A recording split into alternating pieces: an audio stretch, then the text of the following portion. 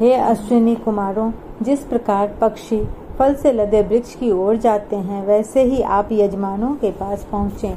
2 शिलाखंडों से उत्पन्न ध्वनि की तरह शत्रुओं को बाधा पहुँचाएं।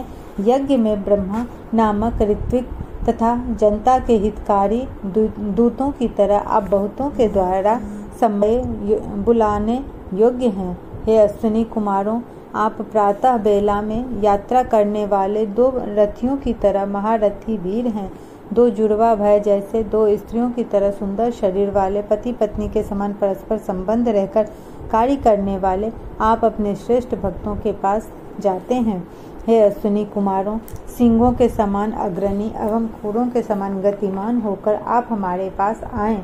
अपने कर्म में समर्थ शत्रुहंता, हे अश्विनी कुमारों, जिस तरह चक्रवाक दंपति अथवा 2 महारथी आते हैं, उसी तरह आप दोनों हमारे पास आएं। हे अश्विनी कुमारों, नौका की तरह रथ में जुड़े अश्वों के समान, रथ चक्र के केंद्र में लगे दंडों के समान, रथ में लगे बगल के 2 दंडों के समान, रथ में लगे पहियों के 2 हलों के समान हमें संकटों से पार करें। दाएं बाएं चलने वाले 2 गुत्तों तथा कवचों के समान रक्षक होकर हमारे शरीरों की रक्षा करते हुए हमें नाश से बचाएं।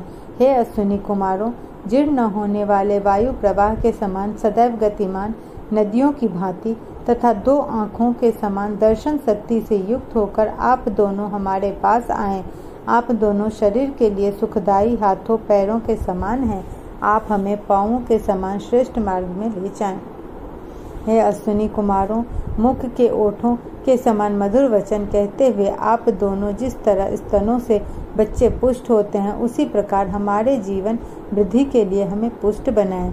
आप दोनों नाकों के समान शरीर के संरक्षक तथा दोनों कानों के समान उत्तम रीति से श्रवण करने वाले बने।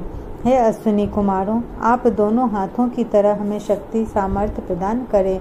द्यूत लोक तथा पृथ्वी लोक की तरह भली भांति आश्रय प्रदान करें। हे अश्विनी कुमारों, जिस तरह से तलवार को शान चढ़ाकर तीक्ष्ण बनाते हैं, उसी प्रकार हमारी स्तुतियों को भली भांति प्रभावशाली बनाएं। हे अश्विनी कुमारों, आपकी कृति के विस्तार के लिए मृत्समद ऋषि ने ज्ञानदायी स्त्रोत बनाए हैं। आप नेतृत्व प्रदान करने वाले हैं, अतः उनको स्वीकार करते हुए आप दोनों हमारे पास आएं। हम यज्ञ में सुसंतति युक्त होकर आपका यशोगान करें।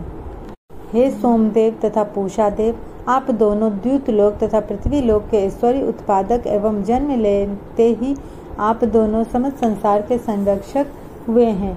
देवों ने आपको अमृत का केंद्र बनाया है। सोमदेव तथा पूषादेव के जन्म लेते ही सभी देवगण इन दोनों की सेवा करने लगे।